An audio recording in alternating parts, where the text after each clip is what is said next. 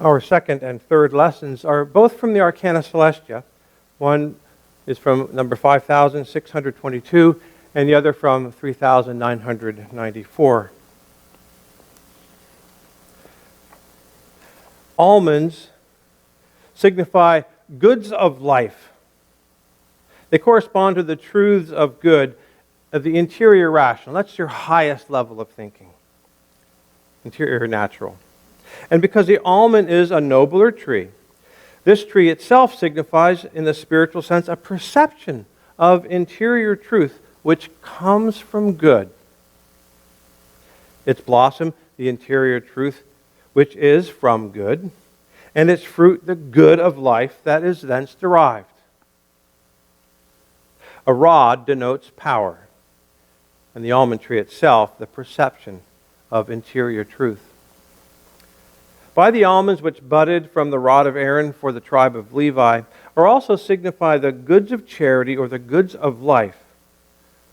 Therefore we read in the book of Moses, "It came to pass on the morrow when Moses entered into the tent of meeting, behold, the rod of Aaron for the tribe of Levi had blossomed and brought forth blossoms and flowered and flowering, and it bare almonds."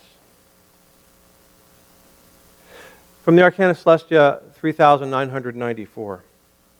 Every black among the lambs, this is from a much earlier story, it means opprobrium of innocence, an own opprobrium. Meaning that to be good, all good must contain innocence. Charity devoid of innocence is not charity. And still less can love to the Lord exist without innocence. Innocence is therefore absolutely a central element of love and charity, consequently of good. Opprobrium of innocence consists of knowing, acknowledging, and believing, not just with the lips, but with the heart, that nothing but evil originates from oneself, and everything of good in the Lord. And therefore, that such opprobrium is altogether black. That is to say, both the will side of the opprobrium, which is evil, and the understanding side, which is falsity. When a person confesses and believes this in their heart, the Lord can then flow in with good and truth and instill a heavenly opprobrium into that person, which is bright and shining. No one can be truly humble unless they make that acknowledgement and that belief, and that these acknowledgments and beliefs are present in their heart. And when they are present, the person is self-effacing, indeed self-loathing, and so not preoccupied with themselves. And in such a case, then they are fit to receive the Lord's divine. These are the circumstances in which the Lord flows in with good into a humble and contrite heart. Aaron's rod from all the 12 tribes, the rod representative of Levi, that rod blossomed and it bore fruit. So one wonderful symbolism about what the Lord's saying to us concerning all the different things in our life. All the different 12 tribes represent different spiritual qualities. But this one of the good of love to the Lord, this is what leads us. This is what brings us true order. And when we think about it being the priesthood, it's not to be attached to the person of the priest. It's to be attached to that which the priesthood represents, which is to be the good of love. Now, the Lord didn't tell Moses, "Moses, write your name on it." Moses was a Levite, so was Aaron. They were brothers. Write Aaron's name on it. Now, Moses, as the lawgiver, represented wonderful and good things from the tribe of Levi, but the truth, the leadership of the law that Moses was giving. He was the lawgiver. Shouldn't that have been the rod that blossomed? Shouldn't the Lord have said to Moses, "Write your name on it, Moses. You're my number one person to bring order and govern these people. And they were complaining about Moses as well as Aaron. But Moses was the one who said, "Come, the Lord's going to take you out of slavery. Follow me." Moses himself said, "I need a spokesperson. I need Aaron." The Lord said, "I'll give you Aaron." Moses said, "I can't speak very well. I'll give you Aaron. He will be your mouth. He will be your spokesperson." And then he became the high priest because he was basing everything he did upon the teachings the Lord gave to Moses, the law, but he administered in worship and led in worship. And all those things that were leading from worship were to be things that represent what is good in us. Things that are formed by means of truth, but what is good in us. Therefore, the priesthood, it didn't have its own tribe, its own territory. It was to be placed in 48 different cities all around the land of Canaan. And those cities were the places where the priests had their place, representing that the love that is the true power and true leadership in the church in us, in heaven in us, is in all the other aspects of our spiritual life. Let's talk a little bit about almonds. Are you an almond lover? You might even be allergic to almonds. Almonds stand for a perception of interior good in the natural, it says. Perception. That is that sense. For most of us, it's something we can just easily identify with our conscience. A perception, a sense of what's good. And that's going to be coming by means of what's true. But when we have a sense of compassion and mercy towards another person, that's a development of what is represented by the almonds.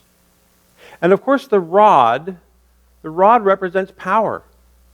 The Lord said He's going to rule all nations with a rod of iron. Real, hard truth sometimes is needed. This rod blossomed. Delicate flowers, beautiful nuts, nice fruit. The fruit of the tree is its nut. The Lord leads us, and His rod and His staff comfort us. When we're in states of temptation, we want that truth to give us direction. We want to be able to use the truth to fight off evils and falsities. It's an important thing to have that rod of truth, but it's the rod that always goes back and connects with what is good. We know that throughout the course of the early parts of the Old Testament, these 12 tribes are so focused on. And we know from studying the teachings of the second coming, the Lord's truth in the writings, that each one of those tribes stands for some aspect of our spiritual life and our spiritual development. So there's an order that's given, the birth order, of the 12 tribes. In different places throughout the Word, later on in the Old Testament and in the New Testament, those 12 tribes are reordered, depending upon what the state is representative in that particular passage in the Word. So in the book of Revelation, the 12 tribes have their names are on each of the 12 gates going into the holy city. And they're not in the same order as their birth order. So we're complex individuals. We're complex beings. Male and female, maturing, older. Heavenly life is also complex. And there's more than just 12 societies or communities in heaven. There are as many as there are organs or corresponding functions to the human body. But these 12 stand for those things in our spiritual life that must be developed. And they do come with a certain order. Reuben, Simeon, Levi.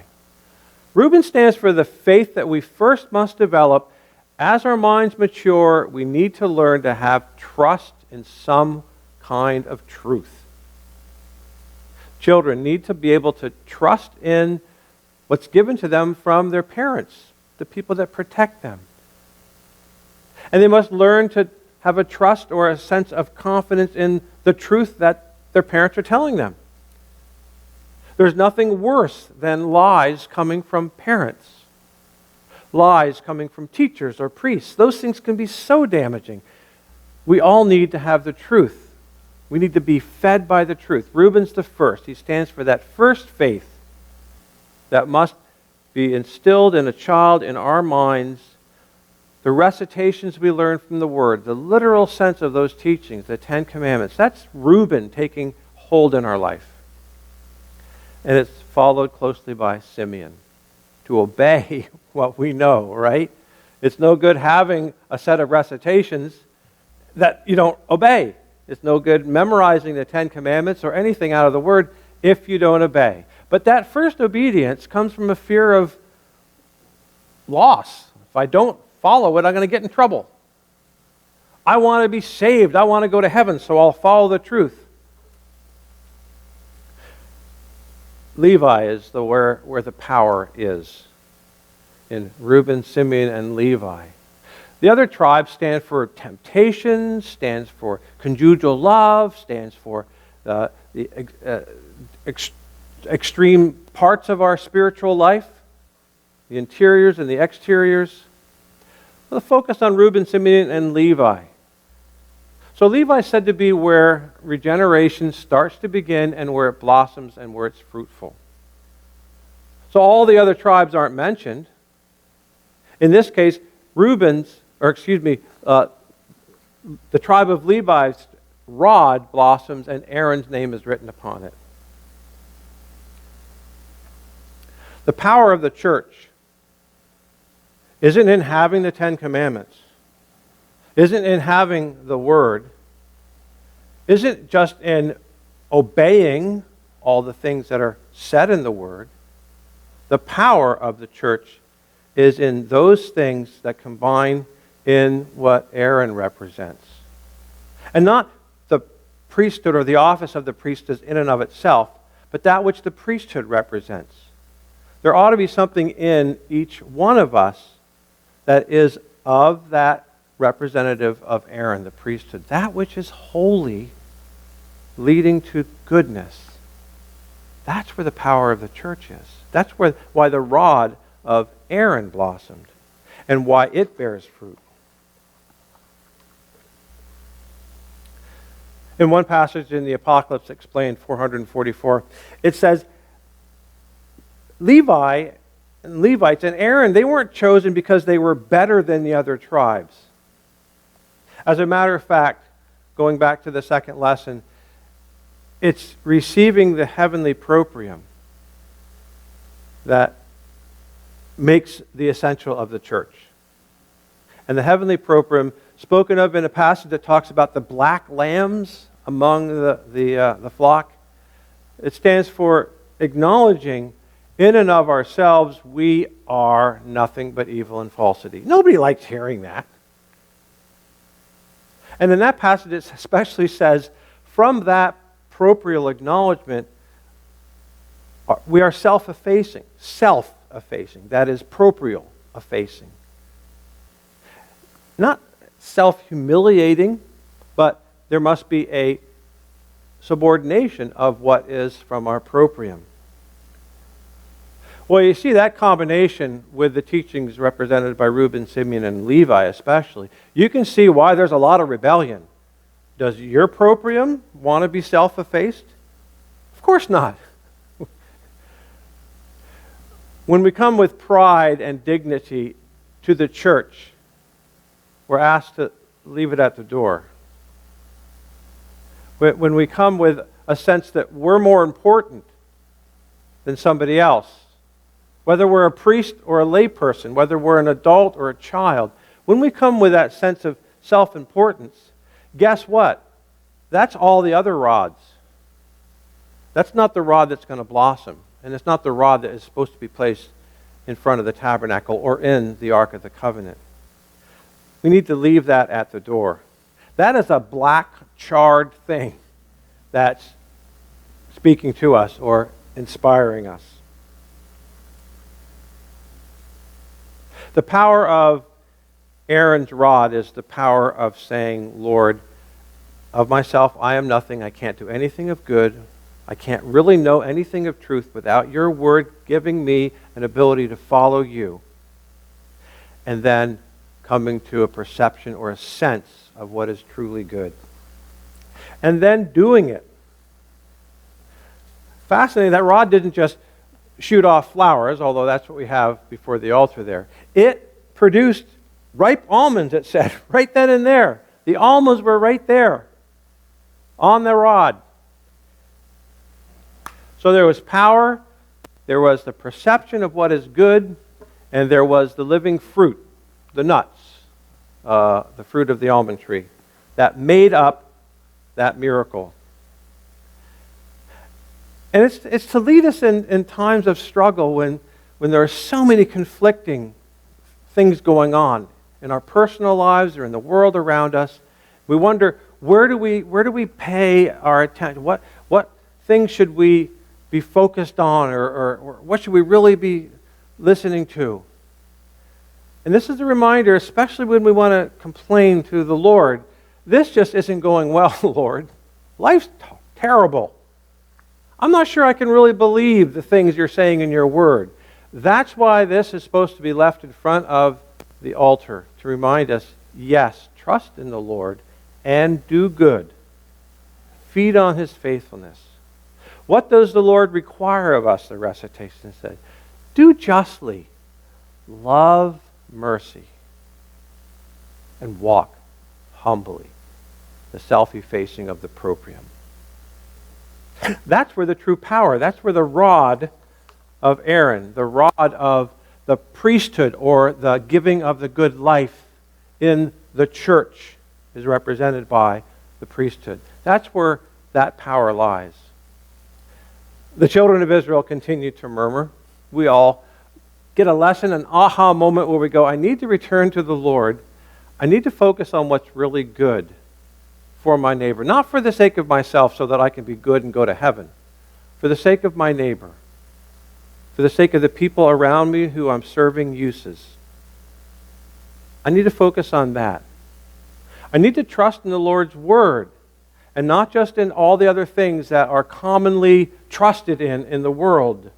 We're called up out of the world to be a church, to be a member of the church, to be an image and likeness of the divine among people.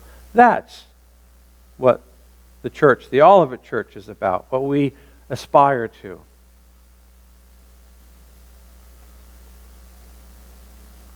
There's beauty, there's usefulness, there's wisdom, there's power in the Lord's word. In knowing it, Reuben, in obeying it, Simeon, but especially in seeking out the good and doing the good deeds and good works that come out of knowledge, acknowledgement, obedience, and then the doing. Aaron's rod before the Ark of the Covenant, and to be left there as a reminder, is also a rod of power and truth to be in our hearts and souls. To be given a reminder of what is it that will help damp down our proprium, dampen our complaints, knowing the Lord is going to give us a fruitful life, a powerful life of goodness, a heavenly life that produces that which leads us into his kingdom. Amen.